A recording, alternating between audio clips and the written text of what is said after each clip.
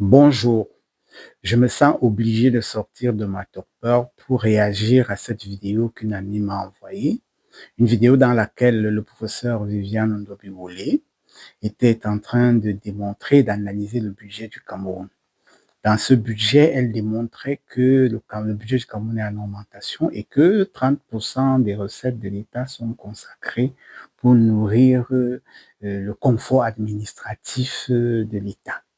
Elle le déplorait et cette vidéo m'a rappelé un éditorial d'Henri Bandolo du 22 novembre 1987. Dans cet éditorial, Henri Bandolo attirait l'attention, cet éditorial est paru dans Cameroun Tribune, attirait l'attention du chef de l'État sur le fait que, à s'entourer du maximum des professeurs, il se trouve en train d'aller au FMI. Et je crois que 40 ans après, cette vidéo est davantage d'actualité parce que le professeur Ndobiwole est professeur et spécialisé dans l'étude du budget parce qu'elle a commis un ouvrage sur le budget programme. Ce qui m'a dérangé, c'est le fait qu'elle ait analysé le budget comme un profane. Le budget du Cameroun est en analysant le budget comme profane, et c'est pour ça que moi j'ai toujours dit aux gens que les intellectuels qui ont entouré le président n'ont pas permis aux Camerounais de comprendre quelle était la valeur intrinsèque du président Paul Biya. Parce que le professeur Ndobiwole fait une analyse financière du budget, alors en introduisant des éléments d'analyse de performance. Le budget du Cameroun est bien structuré dans le paradigme financier. Et c'est pour ça que les indicateurs sont en termes de PIB, PNB, qui sont des valeurs d'analyse financière du budget.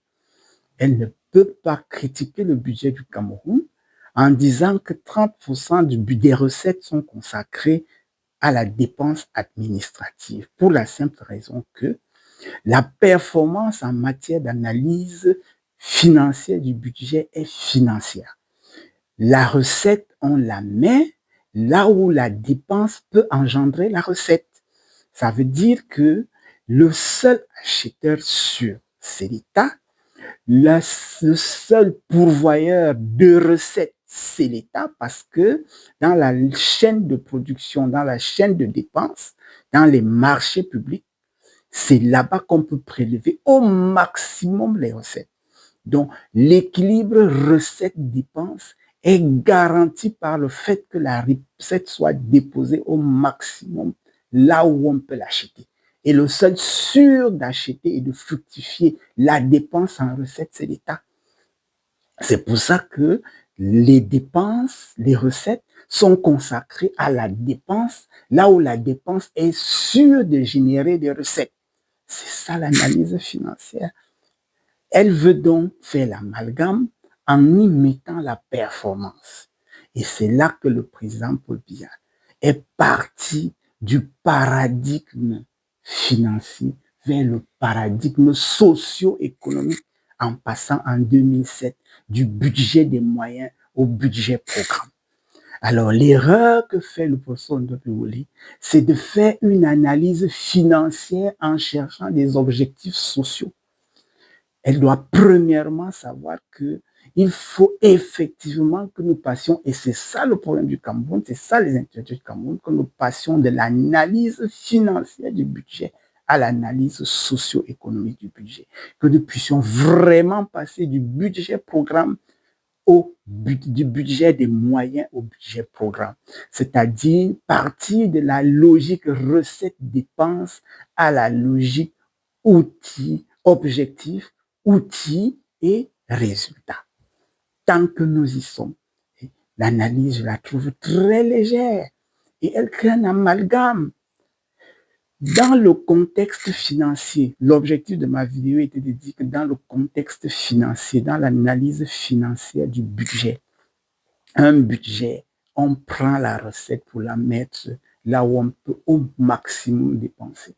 Si on met les recettes dans les salaires, on crée une fuite des devises parce que les salaires, ce sera pour acheter les médicaments ils sont importés, les salaires, ce sera pour payer la scolarité aux enfants à l'étranger, c'est pour les fuites des devises. Or, le seul endroit où l'argent est sûr de générer les dépenses au Cameroun, c'est l'administration. En achetant les voitures, la chaîne d'achat des voitures enrichit un ensemble de personnes qui paient les impôts et cet argent redevient recette.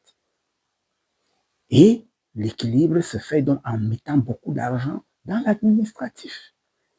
Par contre, ce que Madame Ondrobiole aurait dû dénoncer, c'est le fait qu'on ne soit vraiment pas passé de la logique financière à la logique programme, comme l'avait souhaité le président de la République en 2007, en passant du budget des moyens au budget programme. C'est tout ce que j'avais à dire.